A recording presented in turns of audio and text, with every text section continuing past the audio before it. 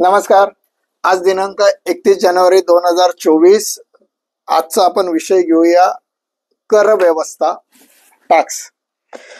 बघा, आपण जेव्हा टॅक्स भरतो तो वेगवेगळ्या पद्धतीतला टॅक्स वेगवेगळ्या सरकारी यंत्रणेकडे जातो. जेव्हा तुम्ही पाणीपट्टी, घरपट्टी, रोड टॅक्स हे जे भरलं जातो, पाणीपट्टी, घरपट्टी हे जे भरलं जातं हे तुमच्या महानगरपालिकेकडे, नगरपालिकेच्या अखत्यारीमध्ये हा विषय येतो.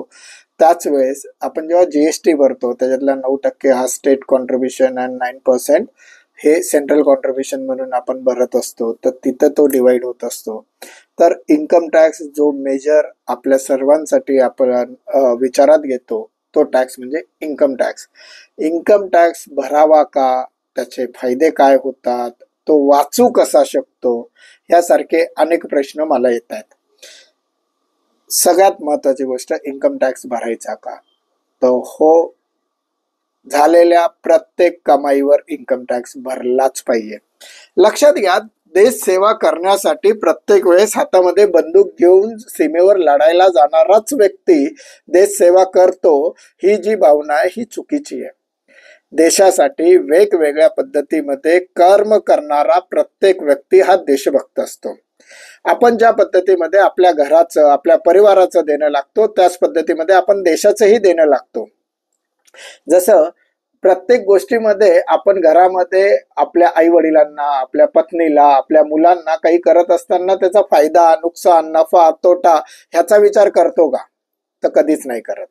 दुसरी महत्वाची गोष्ट, आजपर्यंत कोणीतरी एकाने सांगावं की मी स्वतःसाठी कमवतोय.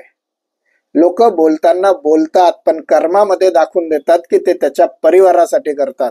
आज ज्या लोकांच्या मनामध्ये वाटत असेल ना मी स्वतःसाठी कमवतोय, स्वतःसाठी नोकरी करतोय, त्या लोकांना माझा एक प्रश्न आहे, दिवाळीला सगळ्यात पहिले स्वतःचे कपडे केले का मुलांचे केले, स्वतःचे केले का पत्नीचे केले, आणि स्वतःचे केले का आई वडिलांचे केले? नक्कीच आधी आपण आपल्या परिवाराचे कपडे करतो आणि नंतर उरलेल्या पैशांमधून स्वतःचे कपडे ऍडजस्ट करतो. आपण जसं परिवारासाठी जगतो तसं देशासाठी जगलं पाहिजे.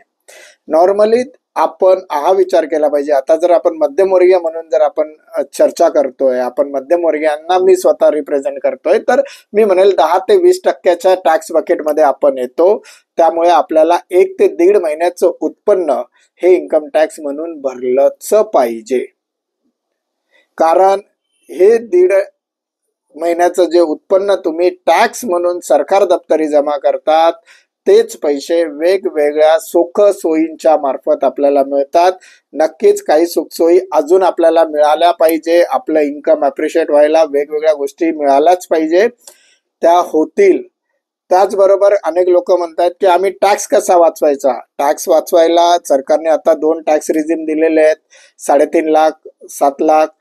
3.5 लाखाचा जुन्या टॅक्स रेझिम प्रमाणे गेले तर तुमचं 80C पर्यंतची गुंतवणूक करून तुम्ही सेक्शन 80C मध्ये तुम्ही टॅक्सची वजावट घेऊ शकता. कॅपिटल गेन टॅक्स म्हणून इन्कम टॅक्सचा एक पार्ट आहे, तिथं तुम्ही टॅक्स पे करावा लागतो, ते इन्कम मध्ये ऍड होतो. म्युच्युअल फंड किंवा शेअर बाजाराच्या तत्सम गुंतवणूक केली असेल तर ते पैसे कॅपिटल गेन टॅक्सचे तुमच्या इन्कम मध्ये ऍड होतात. वजावटीचा विचार केला तर तुम्ही हेल्थ इन्शुरन्सचा जो प्रीमियम भरता तो सेक्शन 80D च्या अंडर तो टॅक्स फ्री होतो.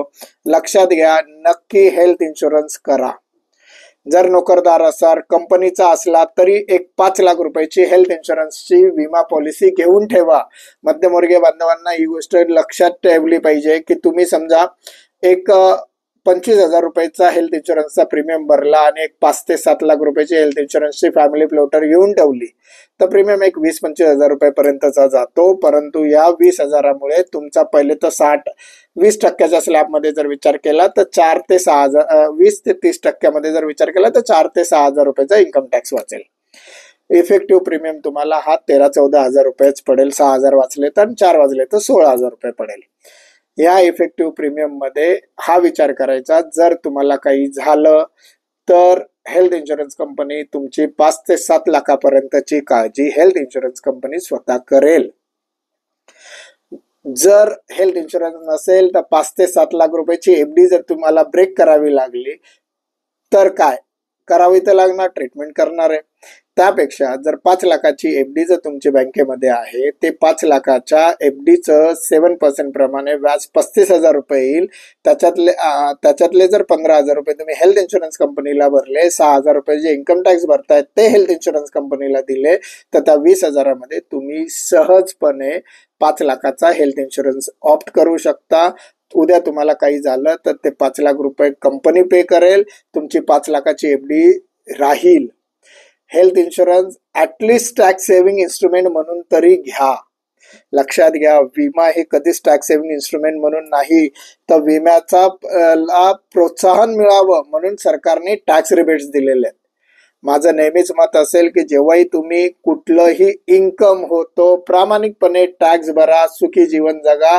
या देशाची सेवा करण्याचे हे तुमच्या माझ्या कर्मामध्ये टॅक्स पेड करूनच आहे, तर आपण करू. कारण की ना आपल्याला स्वातंत्र्य लढ्यामध्ये पार्टिसिपेट होता आलेलं नाहीये.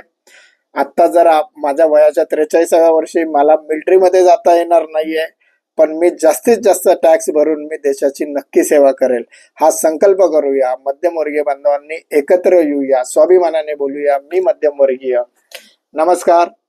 जय हिंद, जय महाराष्ट्र.